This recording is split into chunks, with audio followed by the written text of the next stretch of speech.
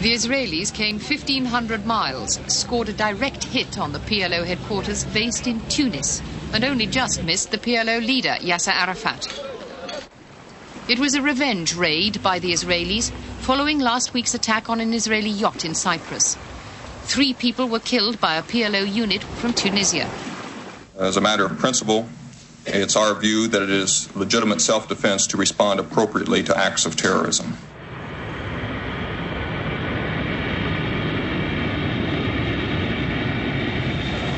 As terrorist warfare continued, a plane load of Israelis arrived at Heathrow Airport. The passengers had no idea that among them was their foreign minister on a top-secret mission. I came disguised in a wig and glasses. When I got to passport control, he asked, "On holiday or business?" I didn't know what to say. Finally, I said, "On business."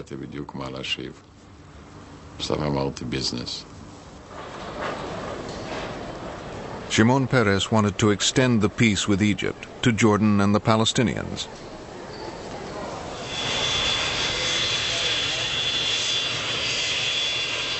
That same day, King Hussein of Jordan piloted his own plane to London.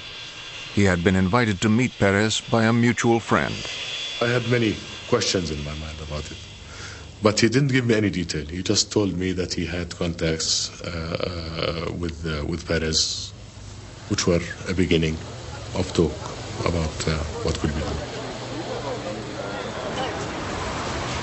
The British lawyer, Lord Mishkan, had provided the meeting place and given his staff the day off. King Hussein said, "We'll wash up the dishes." I immediately agreed. But Mrs. Mishkan said no. She wouldn't dream of letting a king do her dishes. They now settled down to work out how to begin the process of negotiations.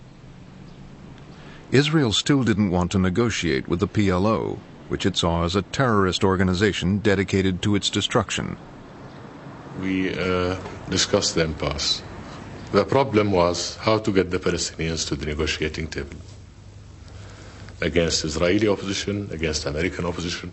Hussein said, "If you were clever, you would recognize the PLO. That would show everyone the truth. The PLO is just unwilling to negotiate." Israel was willing to negotiate only with those Palestinians recognizing the right of Israel to exist. Peace talks with Palestinians who accepted Israel's right to exist would exclude the PLO. I had a bit of time to think about it, and at the same time to see if I had any last thoughts before such a monumental decision was taken. And then I decided, all right, fine, we'll go. The idea they came up with was a peace conference that excluded the PLO. Back in Israel, Shimon Peres faced a difficult meeting with his prime minister, Yitzhak Shamir. Peres's moderate Labor Party was part of a coalition that straddled the divide of Israeli politics. Shamir, a hardliner, opposed the conference. He wanted to negotiate separately with each Arab country and didn't want to deal with the Palestinians at all.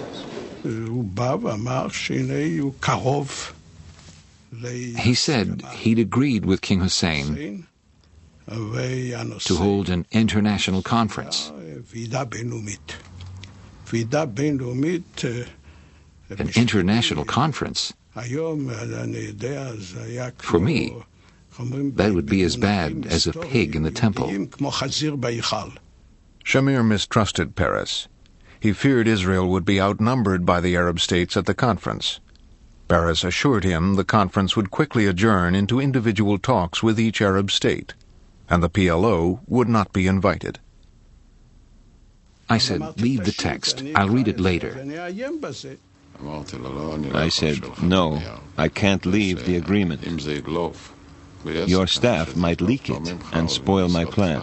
It has to look like it comes from the Americans. Peres and King Hussein agreed that only America had the clout to get everyone to attend. So Peres then contacted the American Secretary of State. What he proposed now was that I take this on board as my proposal and then present it to the Israeli government. I saw danger, even in a visit from Schultz. I decided to send an envoy to America. I sent our former ambassador. And I told Schultz very plainly that the subject of the international conference was a subject of divided opinion in Israel, mainly between the Likud and the Labour Party, and that if he were to come to Israel to provide his support for the agreement that Peres had arrived at, he would be entering Israeli domestic politics. And he said, I'm not going to make the trip. Trying to keep the process going, Peres persuaded Shamir to meet with Jordan's King Hussein. The king invited Shamir to his house in London. Hussein explained that he could represent the Palestinians. The king was very critical of the Americans. He said, they made promises they didn't honor. They promised Jordan would get back the land Israel had occupied. But this hasn't happened. I thought to myself, I'm responsible for that. He was very blunt. There was not very much room for putting any of the ideas or hopes or aspirations that I had in mind. I refused point blank to discuss an international conference. So there wasn't much that we could really speak about or agree about. The next morning, I flew back to Jerusalem. None of my colleagues knew where I'd been or who I'd been meeting. We got a report from that meeting from Shamir, who was very happy about it. The king was so courteous. He served a kosher meal. He listened to me, and he was warm, and so on. We got a report from King Hussein, who said, well, we had the meeting and it was terribly discouraging because it's obvious to me that the Prime Minister is not willing to give any ground at all. Shamir rejected Hussein as a representative of the Palestinians and repeated his unwillingness to negotiate with the PLO.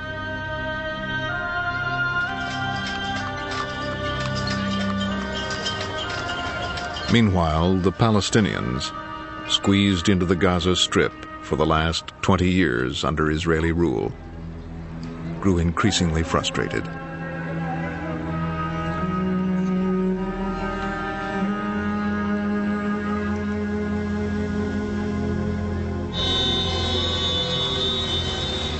On December 8, 1987, an Israeli truck accidentally hit a car carrying 4 Palestinian laborers. All the people in the car were killed. We thought this was no accident. It was done on purpose by the Israelis. Angry crowds soon gathered. An 18-year-old Palestinian threw a stone at some Israeli soldiers. When they fired back, the boy was killed.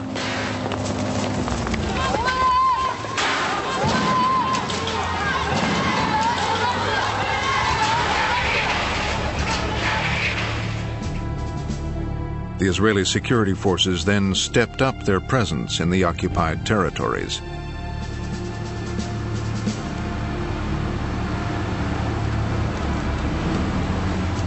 A group of young activists seized the opportunity to prepare a leaflet calling for an uprising.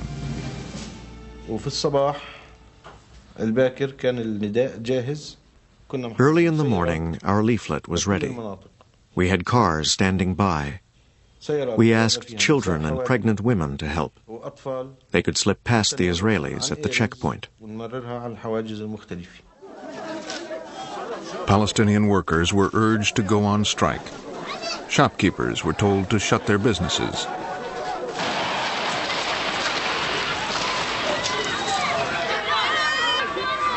The Intifada had begun.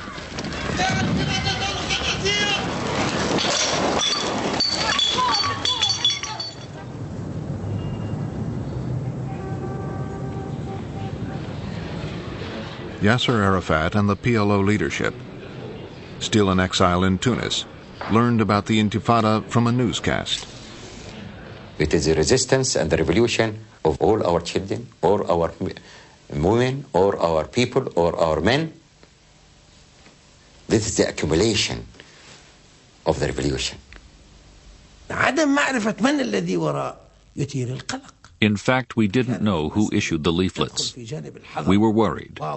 We wanted to know who was behind all this. From the other end of the Mediterranean, the PLO could provide little day-to-day guidance to the Intifada organizers. The demonstrations, which began in Gaza, now spread to East Jerusalem and the West Bank.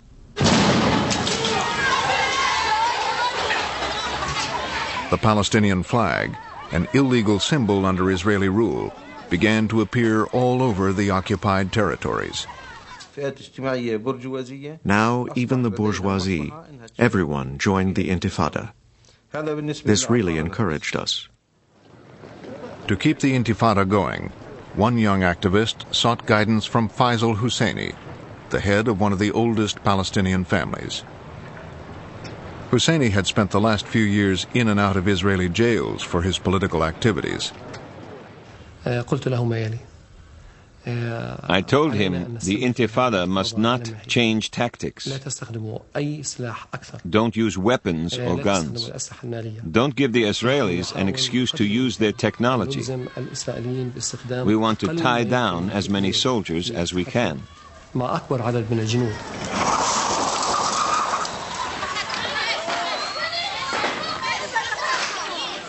The strategy of minimum force caught the Israelis off guard.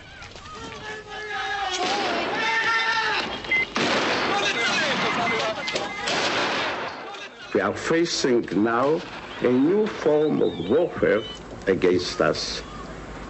It means the attempt to destroy our existence by violent demonstrations.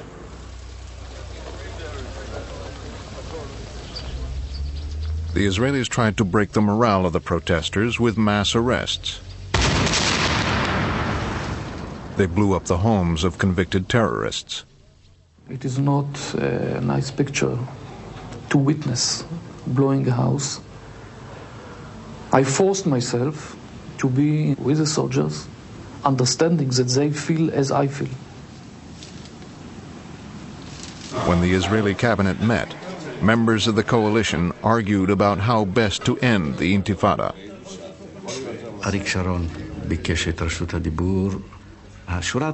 Ariel Sharon spoke up.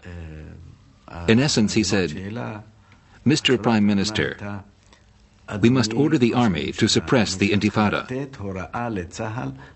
The army will find a way. Some of the ministers made horrifying suggestions. They suggested, send in the tanks, kill 1,000 and it will collapse. Order will be restored to Israel. We knew if we killed 1,000 it would get worse, and we would be branded war criminals.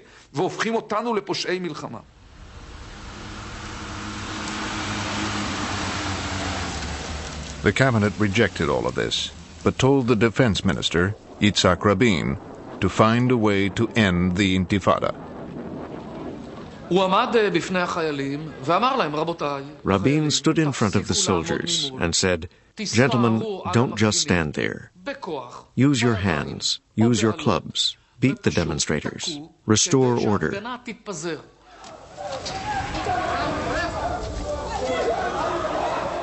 Trying to restore order without shooting the demonstrators, Rabin told his soldiers to club them instead.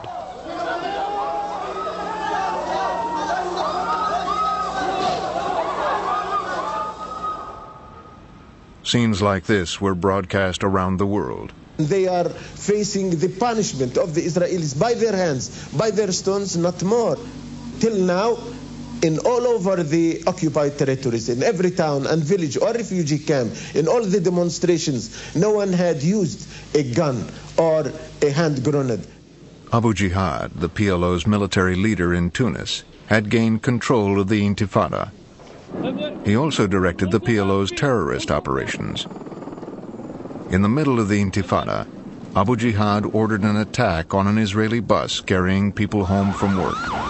3 were killed and 6 wounded. All were in a state of shock.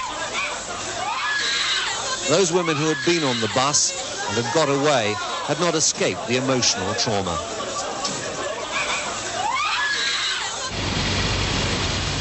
A month later, an elite Israeli commando unit landed on a beach in Tunis.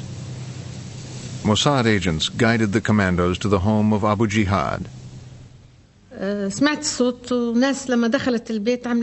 I was woken by the sound of people breaking into the house.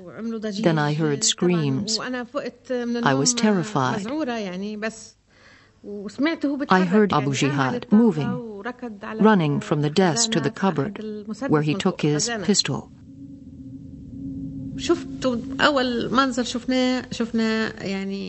I saw 3 masked men with machine guns. One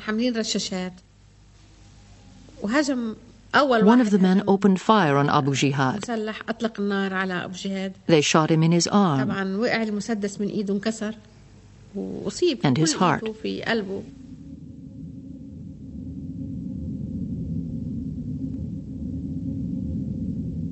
Abu Jihad was a leader of the Intifada. Although he was out of the country, he was fighting against us. He was one of their most popular commanders. He fell, just like many others, like people on our side.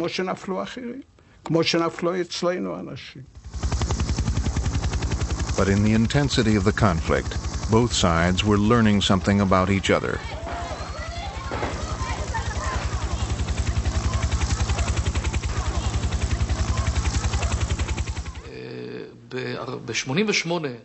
For the 40th anniversary of Israel, we had a huge military parade.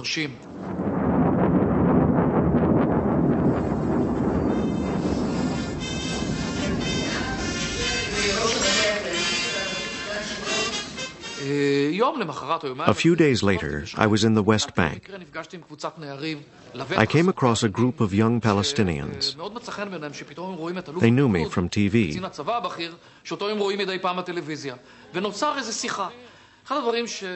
And one of them said, "Yesterday I saw all your fighter aircraft. You're so strong up there. But what can you do against stone throwers down here?" This was our problem, and the young people's power.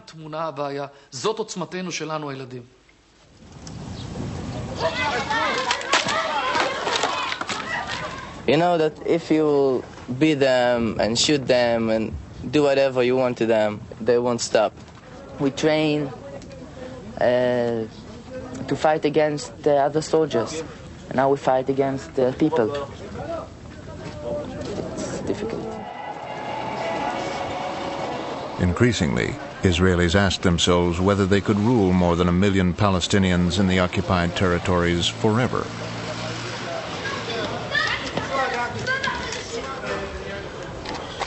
We can't solve this problem.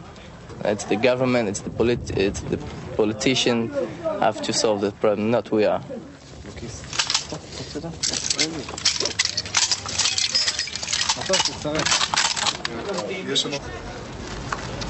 The Intifada vented Palestinian frustration, but it also demonstrated that neither terrorism nor street revolt would solve their political problems. In Tunis, one PLO leader discussed what to do next with a colleague.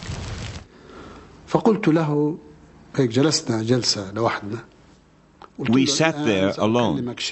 I said, I want to talk about something I've never mentioned before.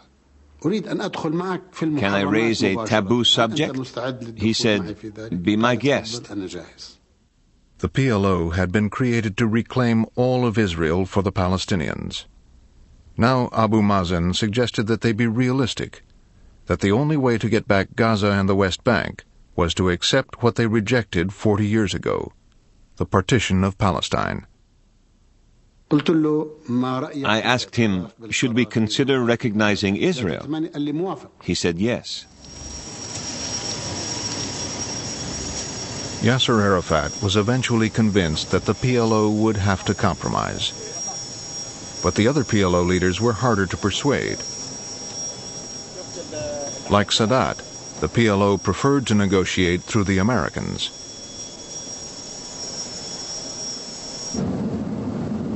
But the Americans laid down a condition. Yasser Arafat, the world's most famous guerrilla leader, would have to renounce terrorism.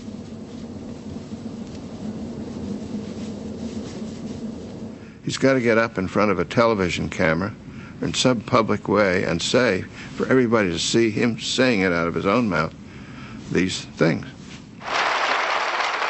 The UN General Assembly gathered in Geneva for a special session to hear Arafat. But not all the factions of the PLO were willing to negotiate. We did not accept the decision to recognize Israel. We would accept no further compromise. Arafat's UN speech would be a difficult balancing act. I hereby once more declare that I condemn terrorism in all its forms. That was for the Americans.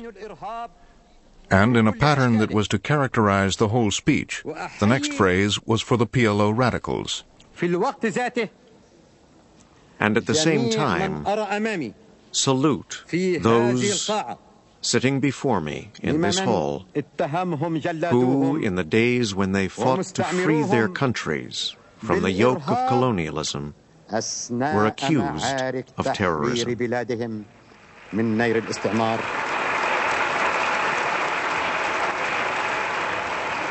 He concluded his speech convinced he had pleased everyone. I reviewed it with President Reagan, who was following this closely. And I said, well, Mr. President, in one part of his statement he said, unk, unk, unk. And the other part of his statement he said, kul, kul, kul. But nowhere did he say uncle. So, no, it's not satisfactory. Word soon came that the Americans had rejected the balancing act.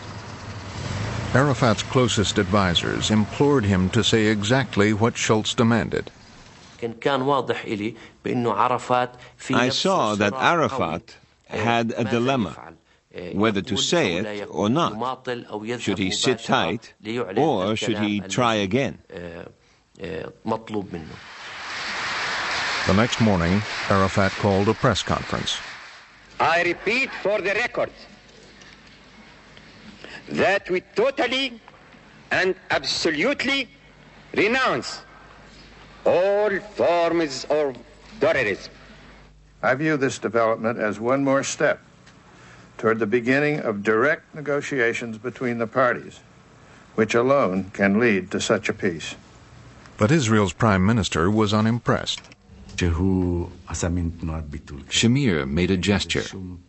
It meant, this isn't important. Let's not waste time analyzing what Arafat said. We cannot trust them. They are criminals, they are liars, they are enemies of our people.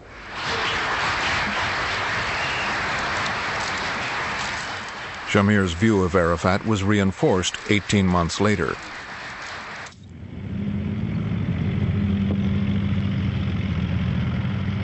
On August 2, 1990, Iraq's Saddam Hussein sent his army into Kuwait. He boasted that, in a war, Israel would end up in flames. Saddam's only support came from Libya, Sudan, and the PLO. You know, the war will not be only in Baghdad. This war, if it starts, it will be in the whole area. For this, it will be a real catastrophe. Israel prepared for an attack. As President Bush set out to build a coalition to force Saddam out of Kuwait, he traveled to Damascus to bring Syria into the fold.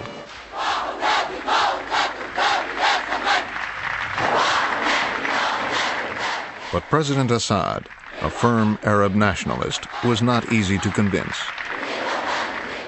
President Assad made very clear to me that he blamed Israel for everything. I'm not sure he blamed him for Iraq going into Kuwait, but he got almost everything. Everything was all about Israel. I made clear to him that we didn't want to link any Middle East peace process talks to whipping Saddam Hussein. But I made clear to him also that we would be involved in trying to be a catalyst for peace for Arabs and Israelis.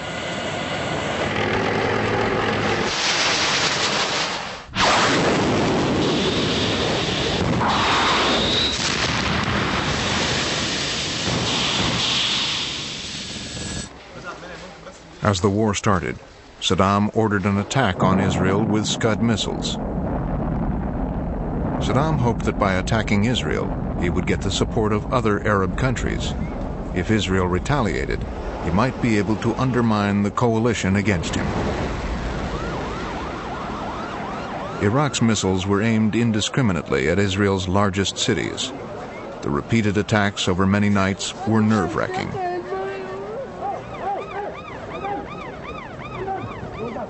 The Israeli press reported that Palestinians celebrated as the missiles flew over the West Bank on the way to Tel Aviv.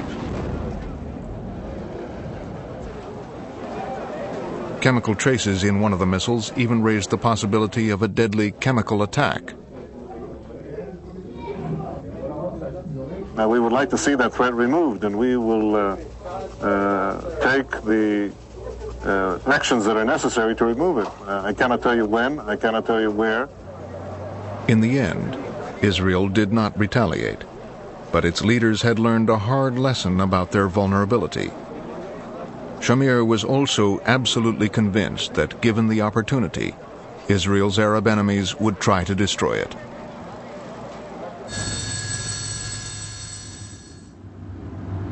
When the war with Iraq ended, President Bush looked towards the future.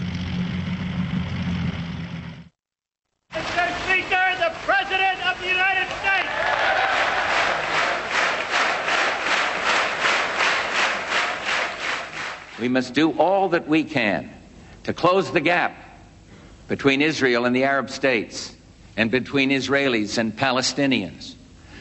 There can be no substitute for diplomacy.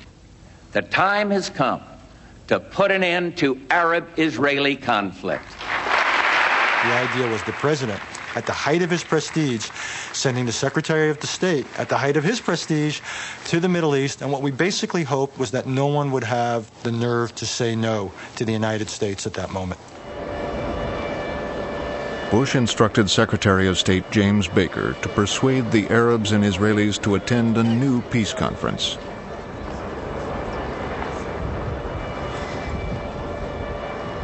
Well, the whole idea that we came up with was to give the Arabs what they needed and give the Israelis what they needed. The bone of contention between Israel and Syria was still the Golan Heights, captured by Israel 20 years earlier.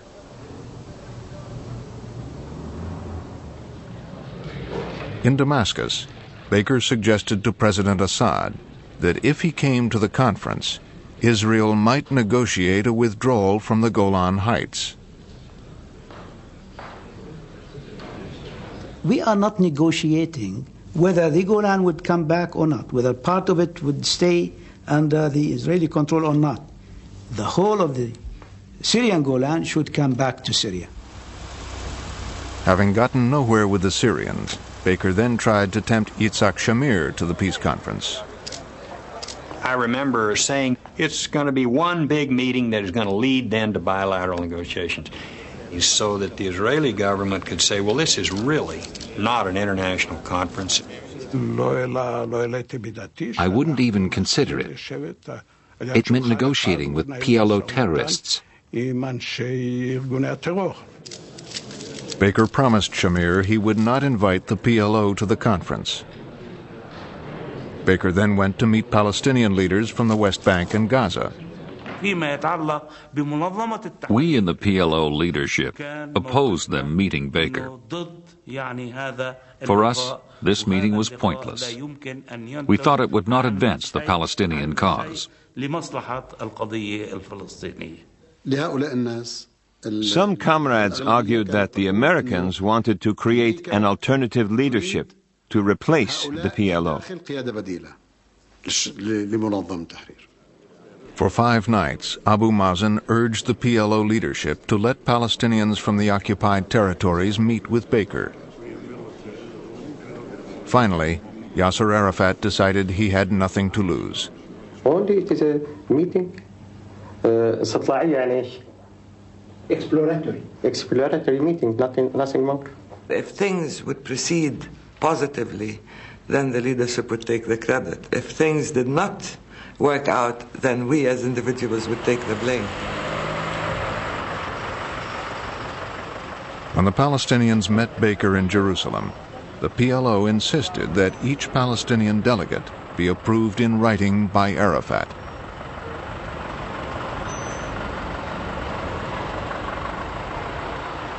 I said to him, Mr. Secretary, this meeting could not have taken place without the authorization of President Arafat personally.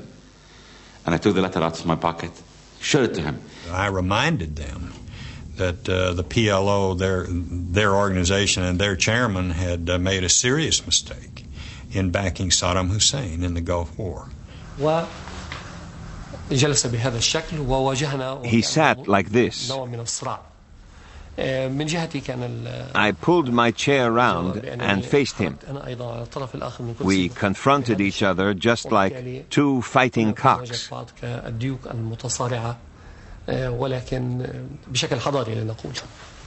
He was so angry and said, even if you make you angry, what can you do? We don't have assets in bank to be frozen by you. We don't have airlines to be grounded by you. We don't have anything in the world that you can threaten us with. So court us, and we're willing to play positively, but as a major player. The Palestinians refused to repudiate the PLO, and Baker knew this would be unacceptable to Shamir. After 12 weeks of shuttle diplomacy, Baker was stuck. The only leverage a Secretary of State has in this kind of situation is the ability to blame one party or the other for the collapse of the peace process. Baker came and told President Assad, it is your position is very important. I mean, if you accept, if you feel that this is good for you, and you accept the American initiative, then the whole world will stand by Syria and will put the blame on Israel. Assad decided to go along. I'm pleased to report that Syria has agreed to the proposals that we have made, including coming to a peace conference. Full of confidence, Baker returned to Israel. There was no way that an Israeli prime minister could appear to be less interested in peace than a Syrian president, especially when the Syrian president accepted coming to this conference on terms that were essentially defined by Israel. But Shamir put more obstacles in Baker's path. Every time the American team arrived in the Middle East, Israel announced the construction of a new Jewish settlement in the occupied territories, land the Arabs claimed was theirs. Each new Jewish home made Israeli withdrawal more difficult. Furious, Baker went public. It is easier to obstruct peace than it is to promote it. and that the establishment of these settlements certainly does not help the efforts of those of us who are interested in peace. The Palestinian reaction was predictable. I remember Faisal Husseini, at almost every meeting, he would pull out this map. I brought him maps of the West Bank and Gaza. The first map showed the situation before 1967. The second one showed the situation today, with the settlements all marked in orange. And I finally said, Faisal, let's talk about what's important here. Let's talk about how we're going to get a negotiation going. Because if we don't, we're going to keep meeting like this, and pretty soon you're going to bring me a map that's totally orange. He actually told us you have no other alternative. He said, name any way in which you can stop settlements, other than through the peace process. The local Palestinians were afraid to talk to the Israelis without permission from the PLO in Tunis. A meeting of the Palestine National Council was called.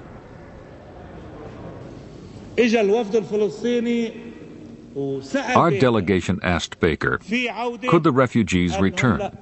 He said no. Will there be a Palestinian state? He said no. Will the PLO be on the delegation to speak for us? He said no. Chairman Arafat knows that these answers are accurate. They are no, no, and no.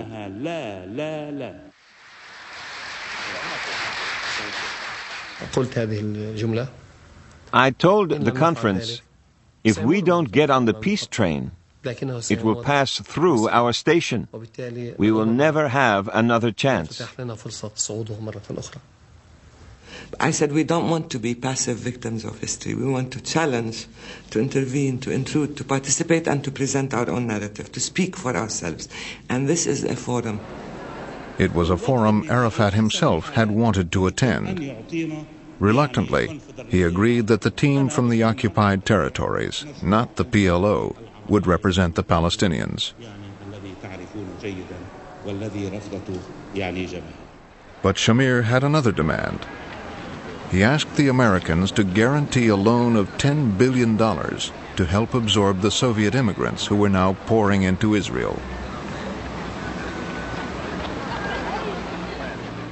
I don't want to interfere in the American interior affair, but I would like to inform everybody that not to forget that they are using these billions in building more illegal settlements on our land. This was our way to build up our country. What is the Zionist ideal? It is to gather the Jewish people into this small country. So we must set up more and more homes, large and small communities. What are the settlements? They are just communities. No Arabs lived on that land. It is not on their property. The Americans were unable to stop the Israelis from building settlements. To save the conference, President Bush delayed the loan. American Jewish leaders urged him to reconsider. I was approached by the leaders of some of the biggest Jewish organizations. A Republican was head of AIPAC, which is a very strong American-Israel political action committee, and he told me that I was making a huge mistake politically. President Bush wouldn't give in. For the first time in history, the vision of Israelis sitting with their Arab neighbors to talk peace is a real prospect. Nothing should be done that might interfere with this prospect. And if necessary, I will use my veto power. We saw the president on television. He took a stand against the American Jews. I got really angry. This hurt me, just as it hurt many others.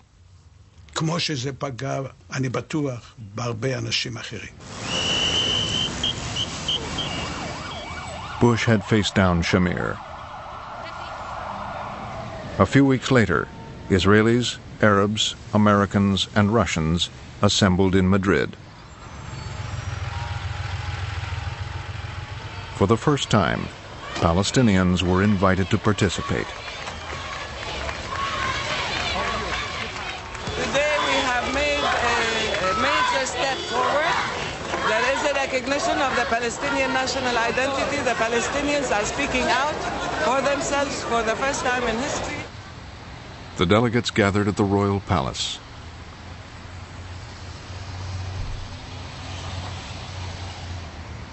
I will never forget the emotion I felt when, with Gorbachev next to me, we walked into this room in Madrid, and there, across the table, sat Arabs and Israelis. We come to Madrid on a mission of hope. Everyone expected each Middle East delegation to be led by its foreign minister. But Shamir had a better idea. I thought, maybe I should go to Madrid myself. Shamir had devoted his life to fighting for Israel, doing whatever he thought necessary to establish, maintain, and defend the state. As he got up to speak, the conference waited to hear if he was now ready to make peace.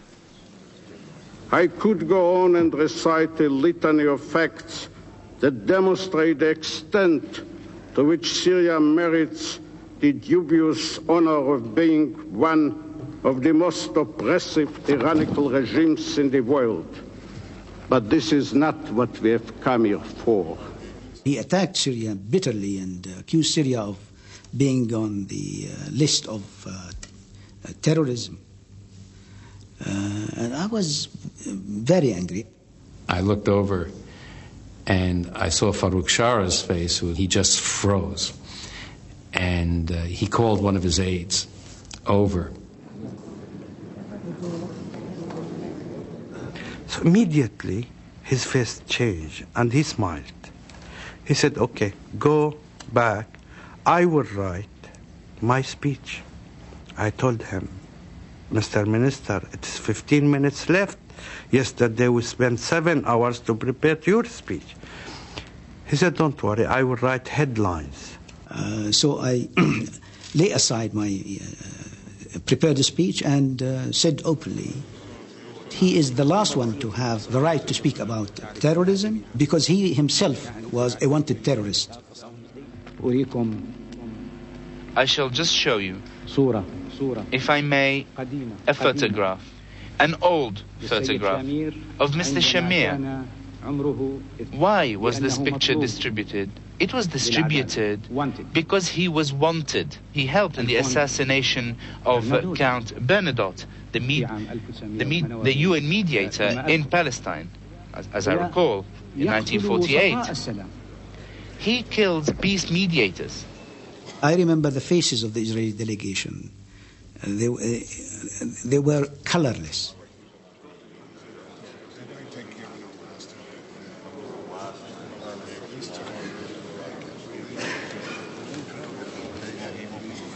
One Palestinian delegate then tried to demonstrate that no matter what Shamir thought, he was really negotiating with the PLO.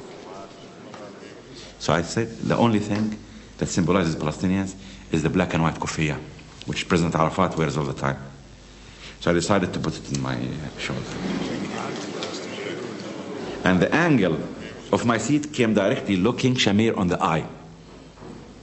It was engineered by God. It was just perfect.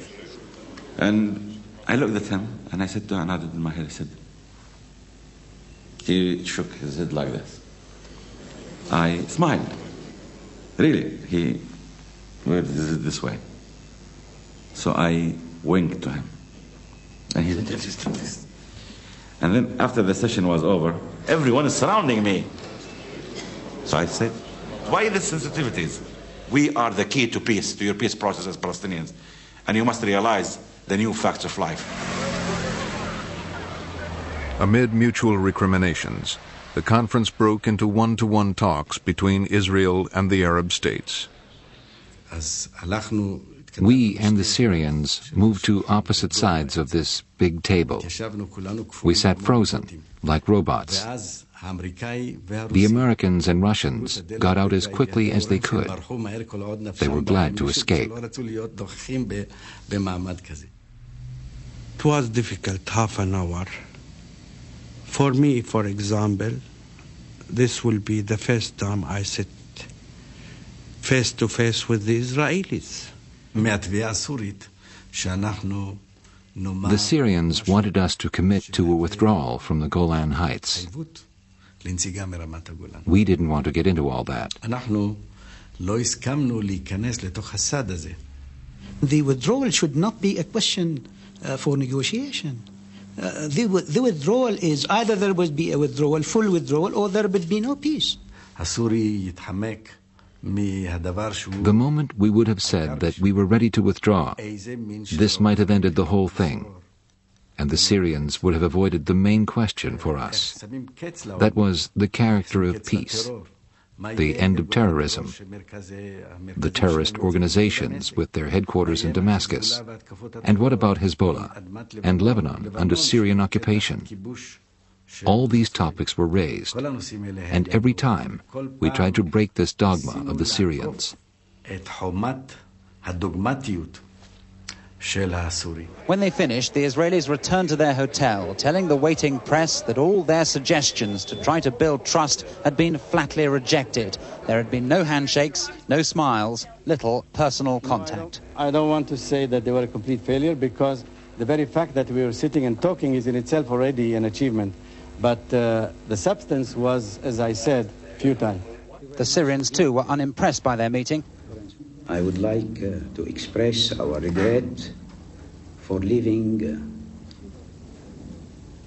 this city, Madrid, without having tangible results from the bilateral talks that our delegation held yesterday with the Israeli delegation. Israeli talks with the Palestinian and Jordanian delegation were so positive that they could be crowned with public handshakes afterwards. Both sides here, at least, confident of meeting again soon. America had finally brought the warring parties to the conference table. But it would take another breakthrough to convert fighters into peacemakers.